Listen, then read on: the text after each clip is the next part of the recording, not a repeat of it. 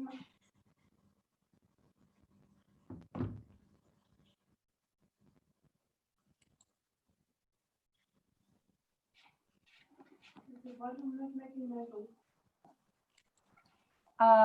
afternoon, everyone. I'm sending you my greetings from a lovely Johannesburg spring day. Actually, we jumped into the summer. The weather is so beautiful and everyone turned into a nice bright green in Johannesburg. I'm sending my greetings again to each and everyone participating and listening to us from different cities, different parts of Johannesburg. Today, welcome to our cooking classes. We really miss everyone in our kitchen, isn't it, Amina?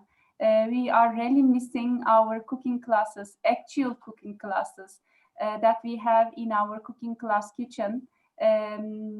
Face to face, hugging each other, laughing together, making jokes all together, sitting around the same table without thinking about social distancing and wearing masks, nicely hearing each other without making others repeat the things many times because of the masks. We are really missing those cooking classes, and hopefully we will choose a very nice Turkish recipe for the next one, October cooking class. But today our theme is tea.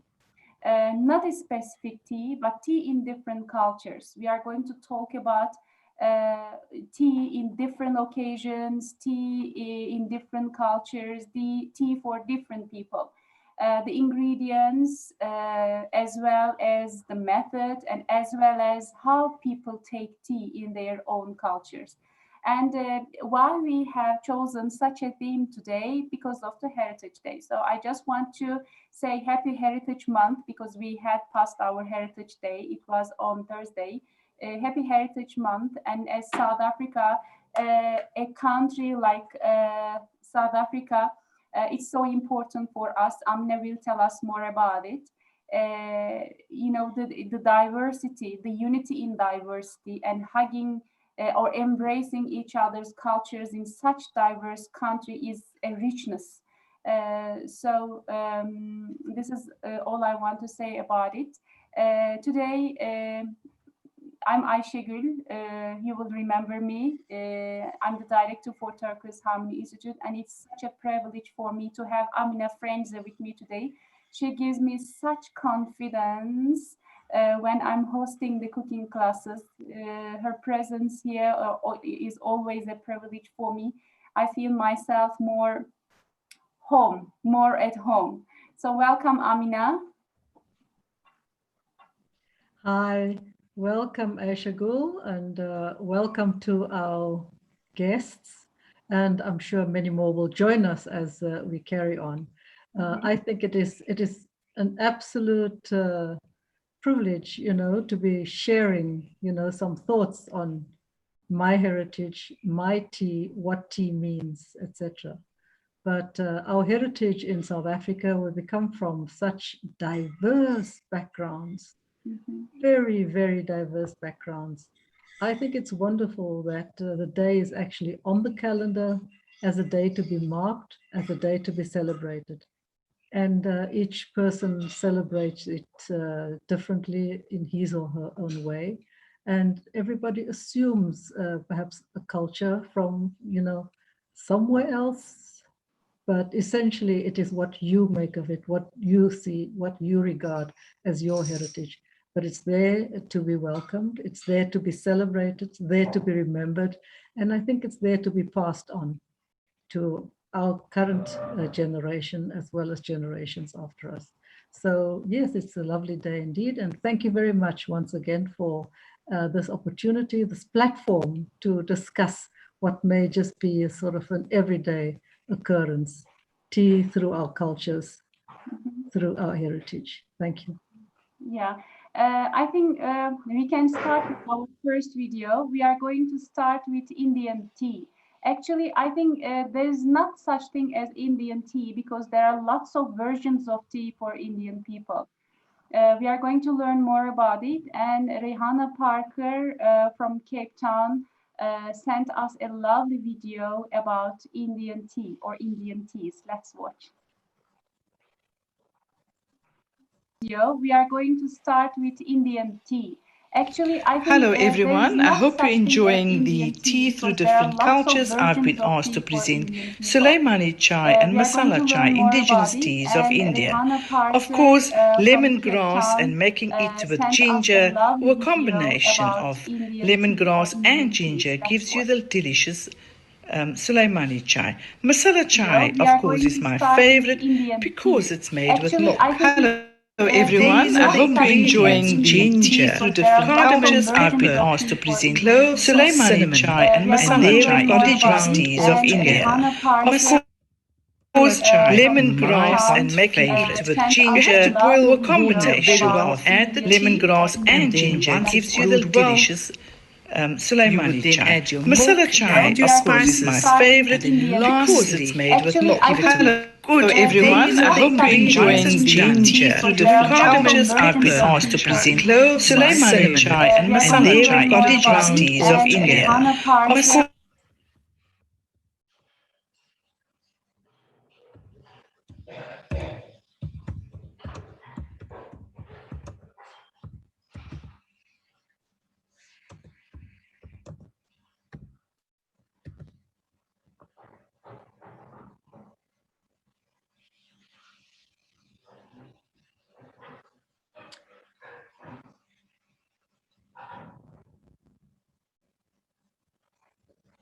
Aysegul, you're mute. Thank you. Thank you. Must we show the video again, or must we just carry on speaking about the Indian tea, Amina? Then we can show the video again because there was a,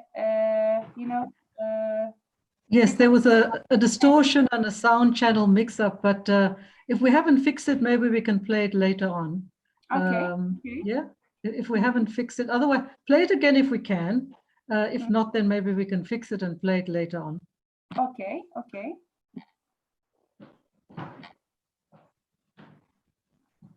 Yeah, let's talk about it, Amina. And as I told you, Rihanna Parker from one of our dear friends in Cape Town just sent us the video.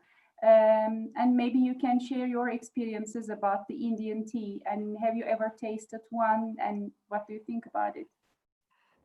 Yes, indeed. I think we grew up with that kind of ceremony, that kind of celebration, those ingredients, masala chai, and people can buy it ready-made or actually make it at home.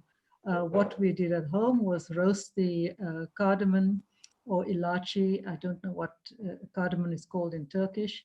And we would mix the herbs and spices, pepper, etc., and then boil it on a pot, on a stove, in a pot. Some add a lot of milk, some add no milk. I normally have it without milk. She also spoke about lemongrass, which is absolutely fabulous. It's one of those magical things. But yes, that is what we grew up with, the Indian tea, and it's a kind of almost the next after greeting when you when you enter someone's home, is can I offer you a cup of tea? And obviously chai, masala chai would be special. It takes time to prepare on the stove, etc. But it's special. And you're in my picture. Sorry, it's my husband in the picture. Yes, so that is what we grew up with. But Indian tea, that's very interesting. When I read a little bit for today's webinar or a tea cooking class, I realized that tea was brought from China, obviously, but that we knew. But the seeds were taken to India quite late, maybe I think in the 18th century. If I'm not mistaken, by the British. Yes. So sorry to interrupt, but I think they can't solve the problem about the sound and the videos. Okay. I kindly want to request you, myself and all the audience, to disconnect and connect again in a minute time. So I think it's going to be resolved after that. We'll all disconnect. Yeah, so you Okay. can, by using the same link, Yeah, after okay. a short while, all the listeners, so sorry for the, oh, no, it's okay, it's solved. It's solved. Great. It's solved. It's solved. So carry Okay. on. You were just telling us about where the chai or tea was originated. Carry on. Yes. I think tea originated in China many years ago, and it entered India quite late.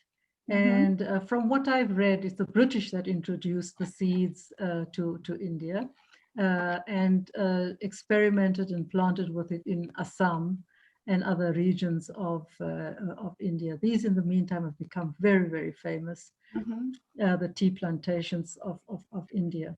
So yes, that is absolutely fascinating. And I think historically it's also very interesting.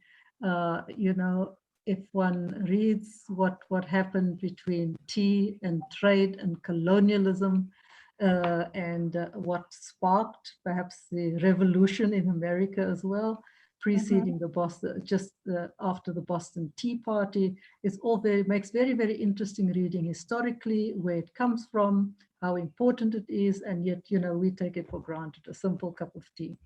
But I come from Cape Town, and what I see as my heritage, or tea and my heritage, is rooibos tea. I think that many people will be familiar with. I love it. Rooibos, yes, rooibos tea grows in a specific area in the Cape, about 3.5 hours drive north from Cape Town, in the Clan William Citrusdal area. It grows in very poor soil, and I think the geographic conditions and the specific weather conditions is specific and suitable for growing the tea there. I think it has been tried in other parts of the world. I'm not sure if it has been done successfully. So it grows in in sandy, loamy, poor soil. And it doesn't resemble the tea leaves as we know it, like Indian tea and Chinese tea, Turkish tea, etc. It's more it's more like little bits of little pieces of splinters of wood, almost, if you like. It is red in color, but it starts off green. So you have green rooibos, but I think the red rooibos is what is the typical rooibos. Rooibos means red bush, grows in a bush, and it takes about 2 years for the tea to mature. And it has many medicinal properties.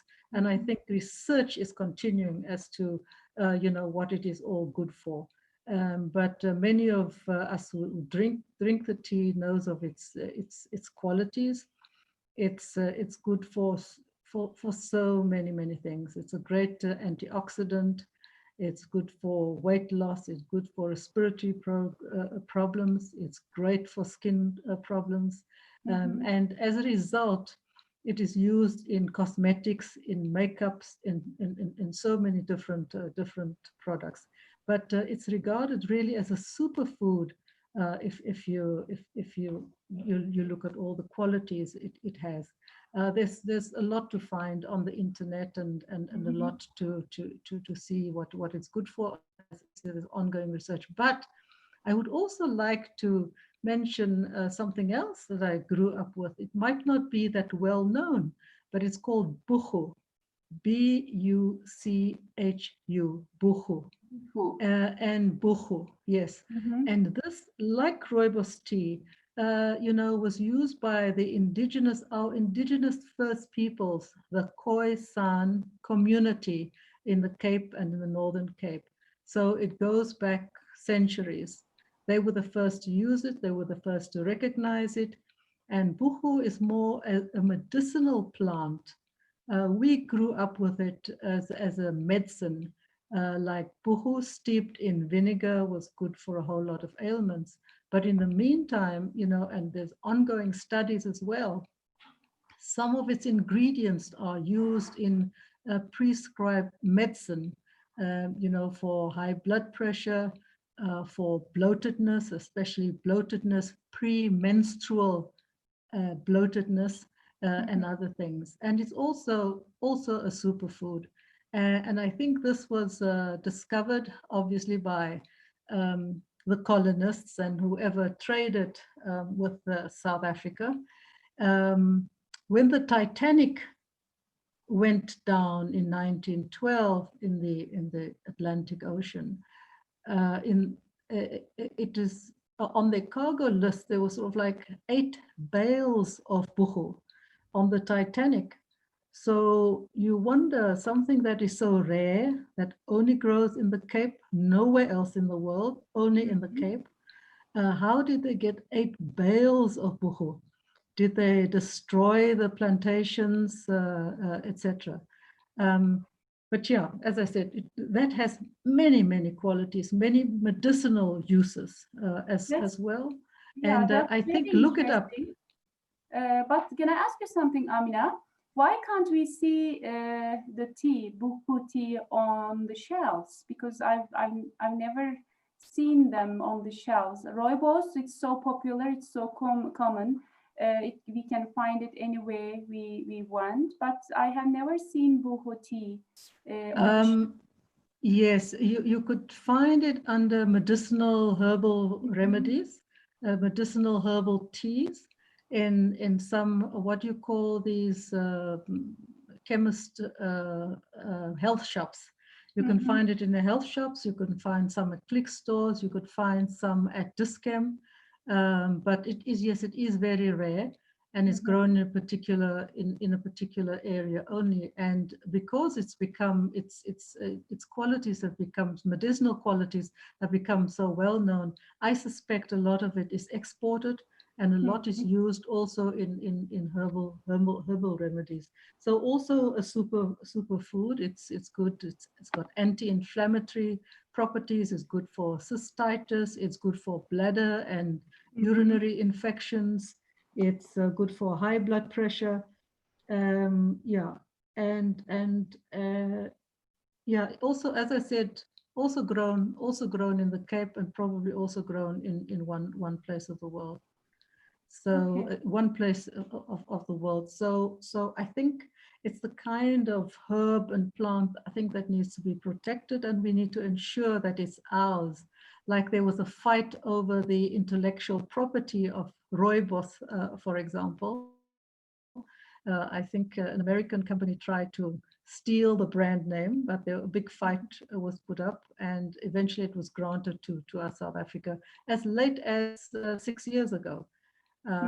Which is very interesting. So rooibos, buchu, that's part of my heritage. But there are also so many other teas that we take for granted, or maybe we don't regard it as a tea. When we were ill, had a cold, we'd have ginger and lemon tea, for example.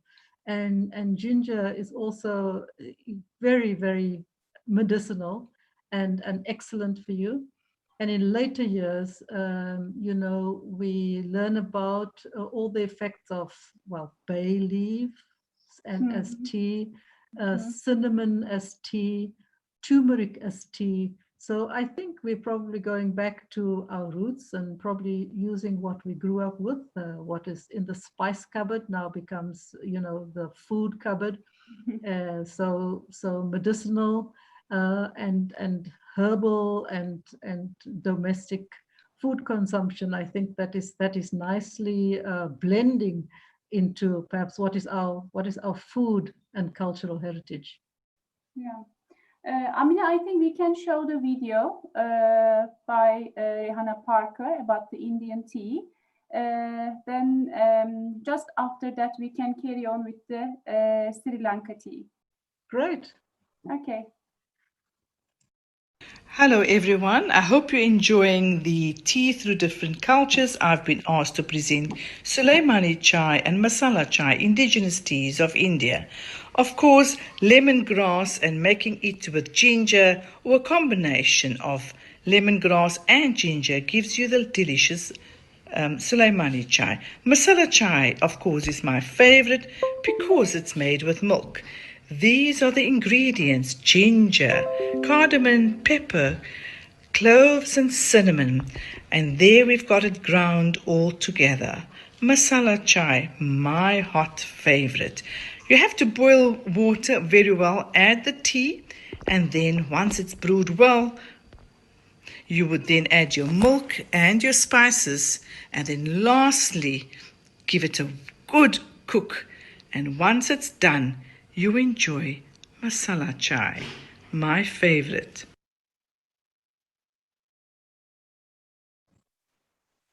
Yeah, That's now absolutely beautiful. We want to be invited. So very big thank you to Rihanna Parker. We'd love to be invited. It's just actually, mouth-watering. I wanted to invite Rehana to be one of our panelists here, to join and to be with us here. I've never seen her, I've never met her face to face, but she's a very good friend of our friends in Cape Town. So I'm hearing about her name occasionally. So we are looking forward to host her one day in our cooking classes. So we take this video as a promise to us to be with us in one of our cooking classes in the future times. Can I boast? Am I allowed to boast? Am I allowed to say that Rihanna is my cousin and she is wonderful and she is awesome and she is just a very dynamic person. It would be great if she could make it on our cooking class. Okay, great. I didn't know that you are cousins. That's nice to hear. So I think we can carry on with Sri Lanka tea. We are going far away. So I'm so excited to know about it because I've never tasted, I've never heard about it before. And our friend Shafnaz Fatirelli will tell us about Sri Lanka tea.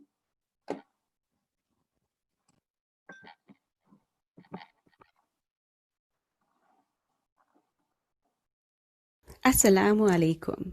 Hope you are all doing really well today. My name is Shafnaz Fatarali. I am originally from Sri Lanka, now residing in Durban, South Africa. Today, I am going to show you how to make a perfect cup of Sri Lankan ginger spiced tea. So here we have some lovely aromatic spices. We have cardamoms, cloves, genuine Ceylon cinnamon, and slices of ginger. We also have tea bags and water. So over here I'm going to pound our ginger. I add around 2 to 3 slices of ginger depending on the strength you would like, and pound it.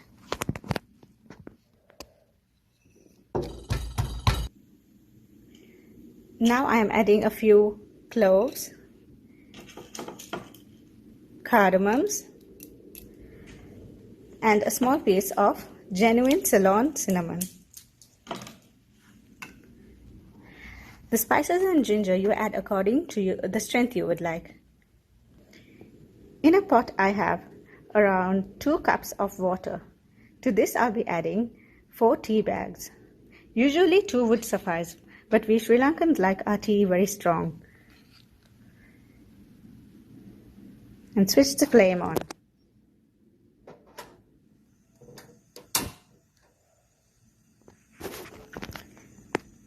We also add our pounded spices and ginger.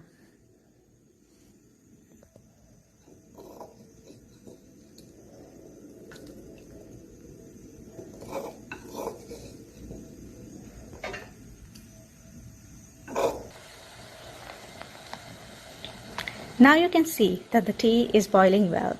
This took around 3 to 4 minutes. If you would like for the tea and the spices to brew more, just leave it for longer. The tea is now ready to be strained.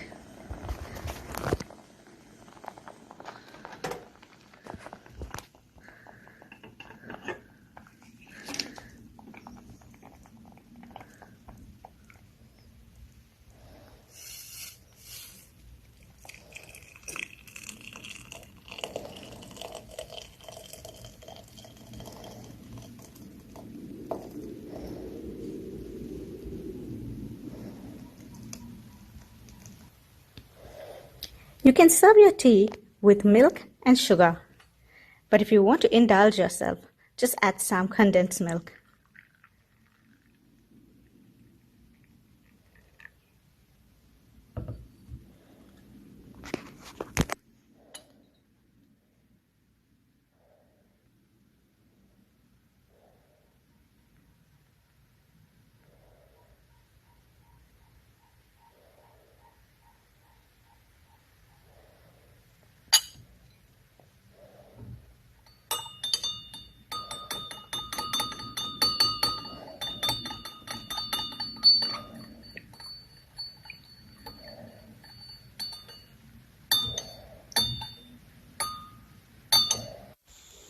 As you all know, we Sri Lankans are really passionate about our tea.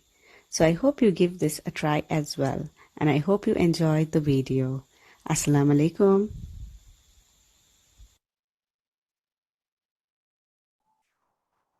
Wow, I'm so impressed. I'm really impressed. The ingredients were rich. And when I was watching the video, I felt like I'm going to smell it.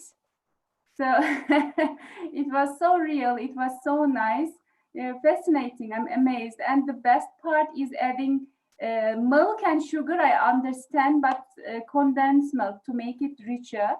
And it's such a great idea, Amina. I really loved it. Hey, I wanted to go to my kitchen and try it. But some of the spices, some of the ingredients, we are not so familiar in Turkish kitchen, like cardamom. We use it, but very rare. Cinnamon, ginger, we use, even cloves. I think cloves are the most common one in Turkish people's homes. But putting them all together and making this, Sri Lanka tea, I really loved it. I really loved it. I want to go to my kitchen to have it now. It was so real. It was fascinating. I really want to thank you, Shafnaz, for her input. Thank you so much. It's always nice to learn new things. The things that we have never knew before. We have never known before.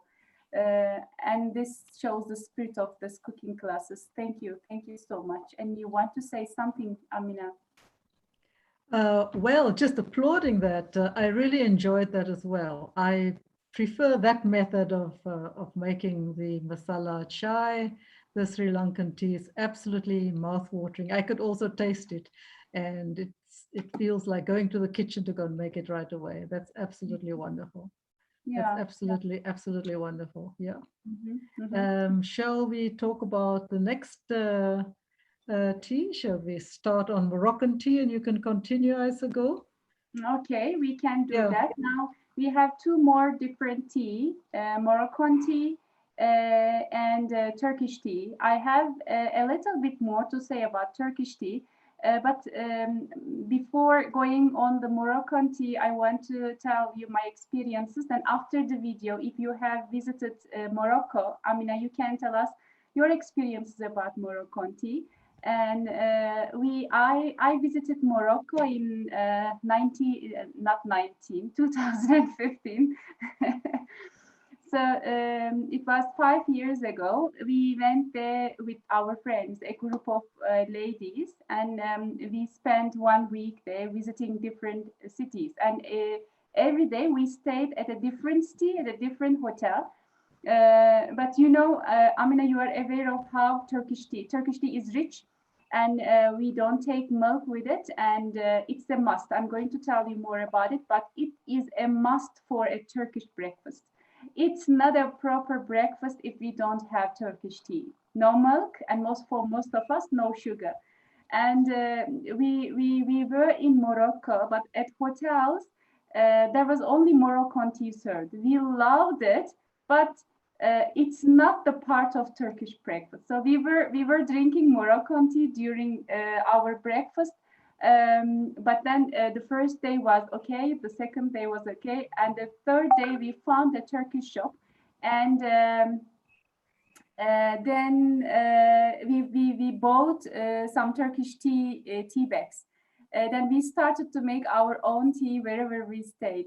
But you know, it was amazing, the taste of Moroccan tea. It's like the mixture of mint and sugar. You're boiling mint and sugar together. As far as you know, I sense it. We are going to learn more about it now.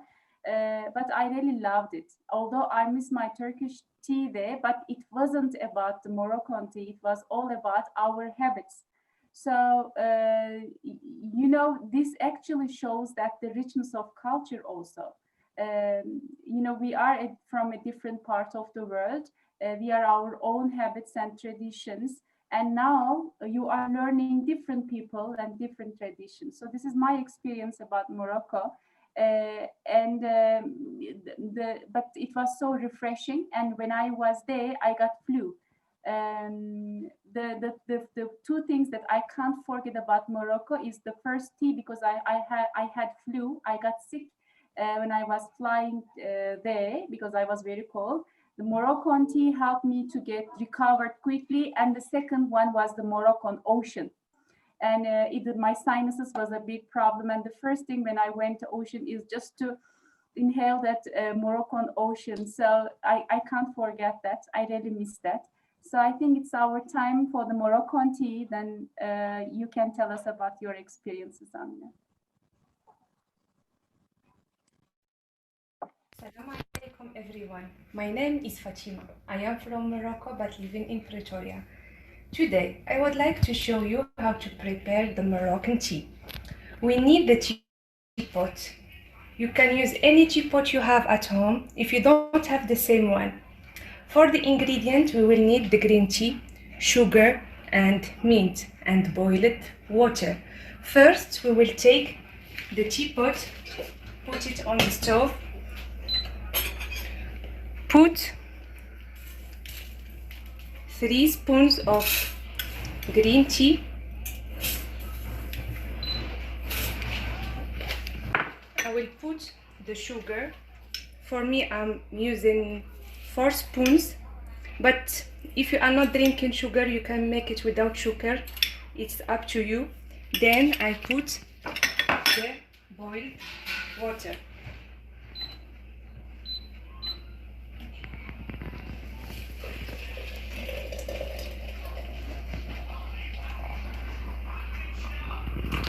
I leave it to boil for a few minutes, then I will add my meat.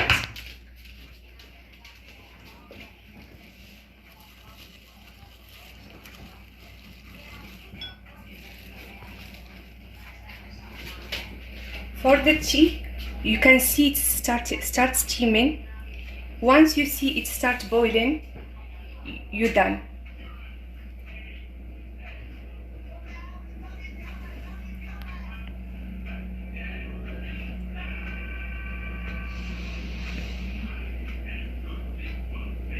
Now I will put my mint, and you can use it without mint if you would like to use it without mint.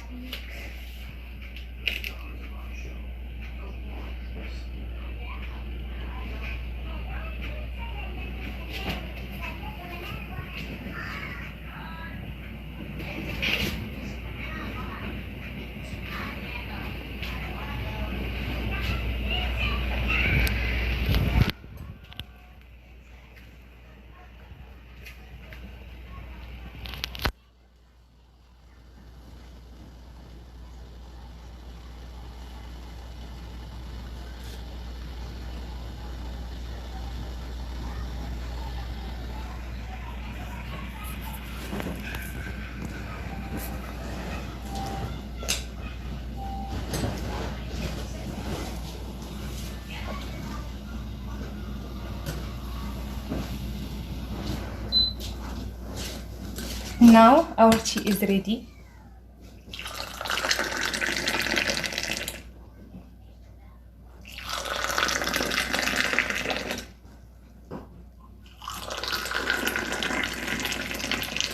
Actually, we serve it with cookies, with cake, with nuts, Whatever you have at home, you can serve it with it.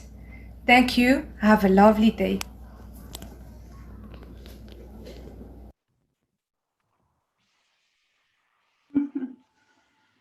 So That's nice. absolutely delightful. Absolutely delightful. I have very little to add, except when I was in Morocco, I was absolutely fascinated by the way the tea was poured from a height accurately into a small cup.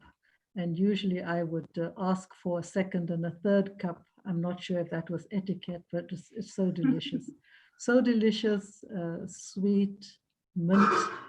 It's absolutely fabulous. And of course, one is reminded of all the other nuts and biscuits and foods that's served with the tea. So absolutely fabulous. And yes, the country itself is fascinating.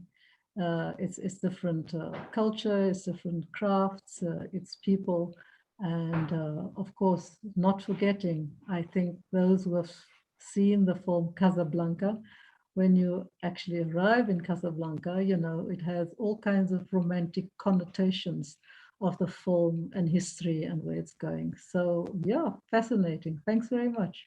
Yeah, and I like the way they are pouring the tea in the little glass cups.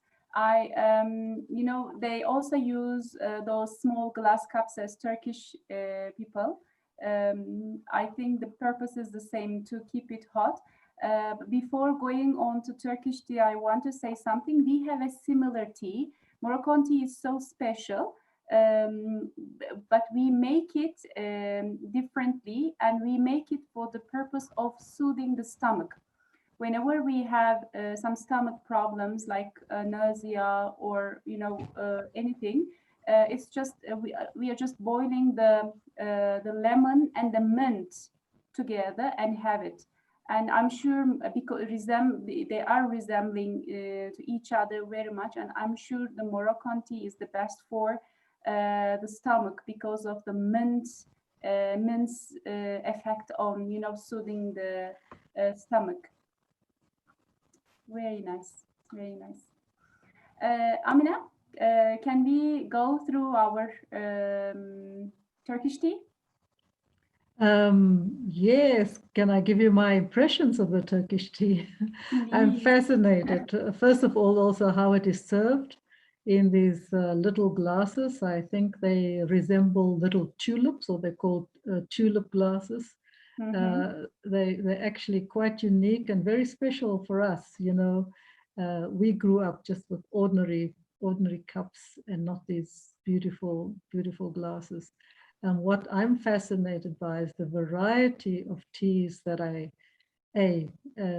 found with people's hospitality in people's homes. But when I went to visit Turkey, obviously I went into the souk, the marketplace, and bought so many different kinds of varieties of teas. Absolutely fascinating. But I think my typical and all-time favorite is the Turkish apple tea.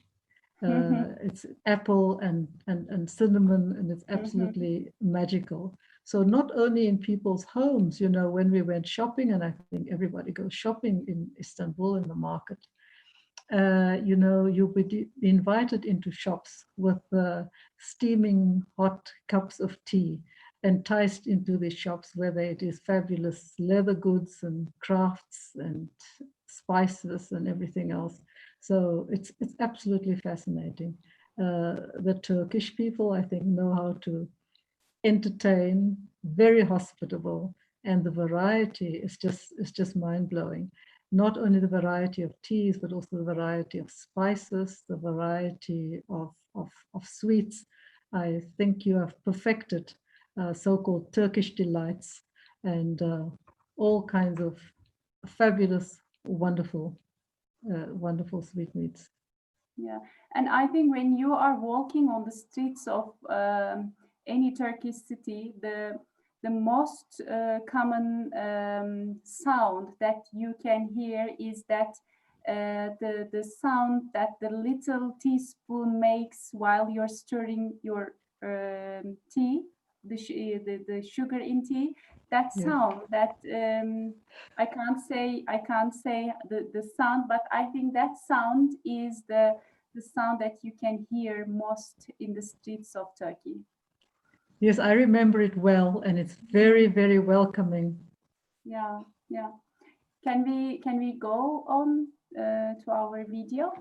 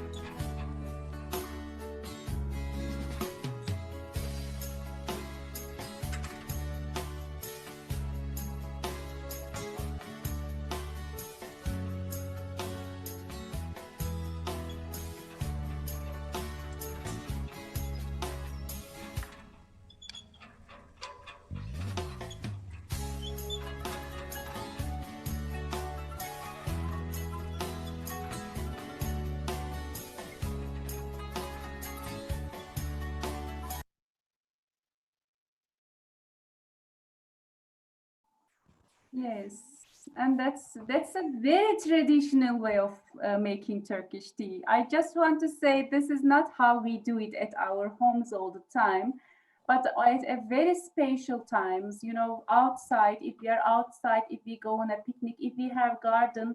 So this is a very special and traditional way of making tea. So it is the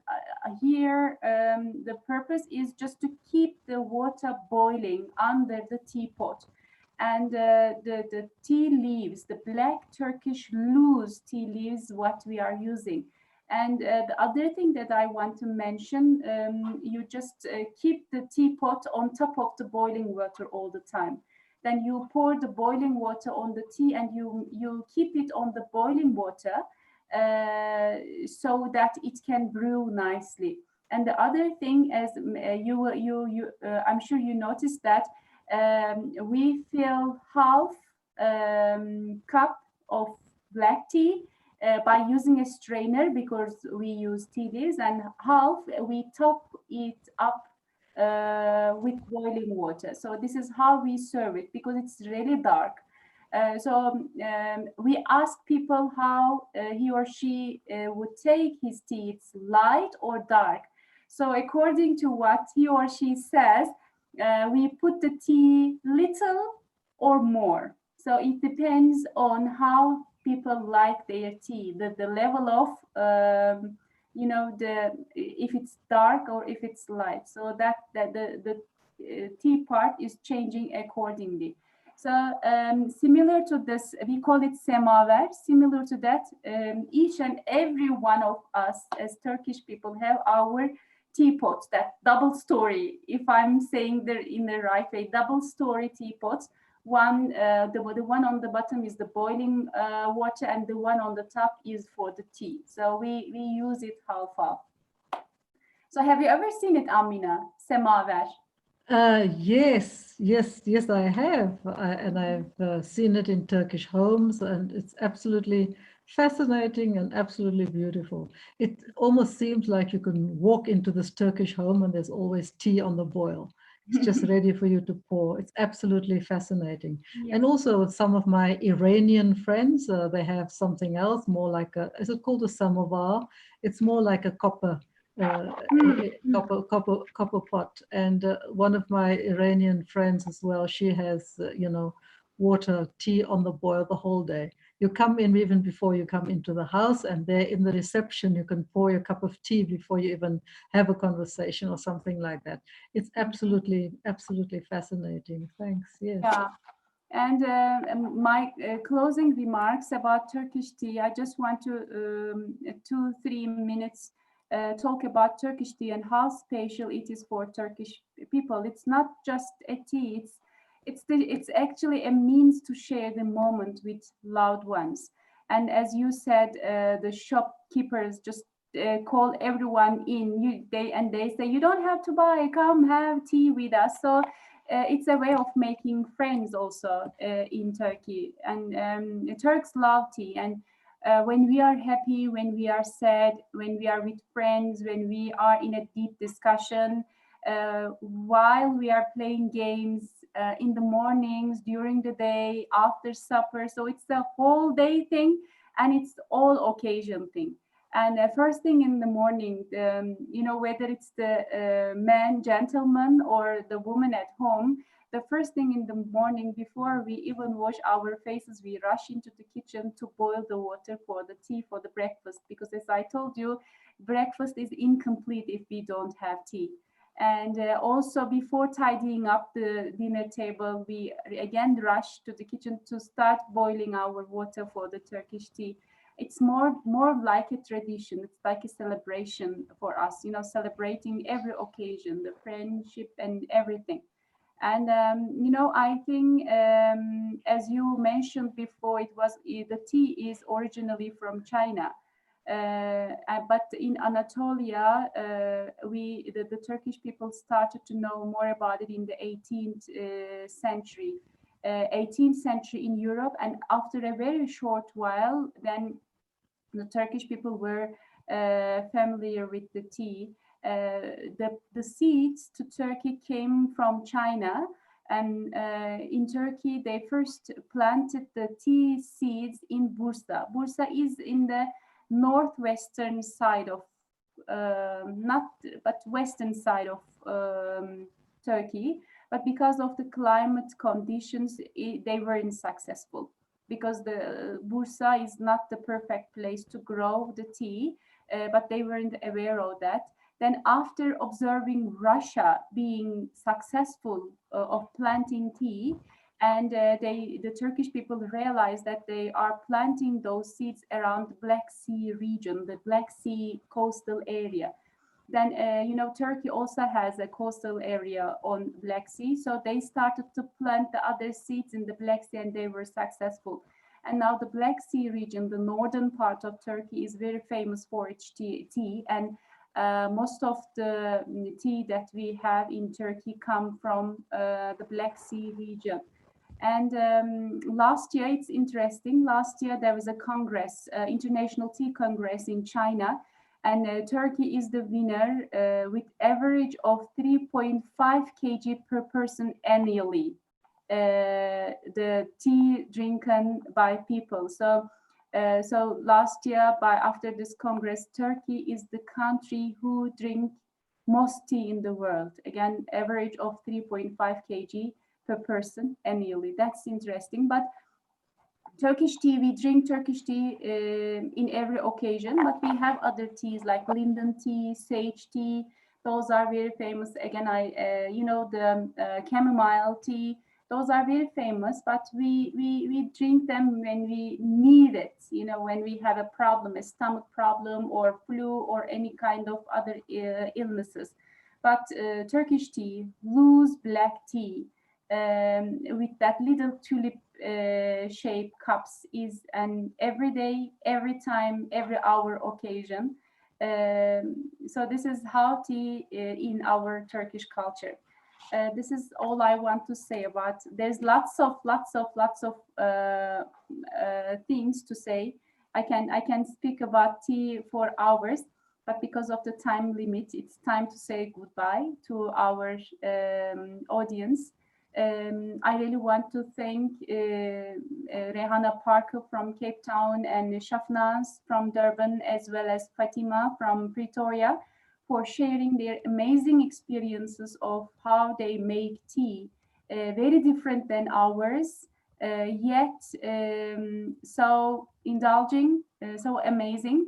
Thank you for that. Amina, any closing remarks from your side? I think this was absolutely fabulous, Aysegul, and all our panelists. I think it's just been so celebratory and so needed and really fascinating. I think we should all have a tea festival and bring our teas and demonstrate it. I think it would be lovely. It's part of our lives, and we take it for granted. But if we think about it, it goes back in history, and it means so much. It is soothing, it is healing, it is refreshing, it is medicinal. It's so many things for so many different occasions, so many things for so many different ailments, and with all its healing and soothing qualities. So very big thank you, Aysegul, and all our panelists. It is great being part of this. Thank you. Thank you for being here. And it was such a good idea. We had it before in 2016.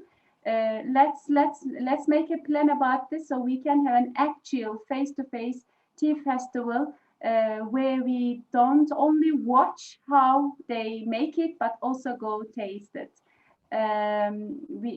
This is such a nice idea. I really want to say goodbye now to everyone, and thank you for joining us today for our Heritage Day special tea cooking class. Have a lovely weekend ahead. Thank you, Amina. Thank you to everyone.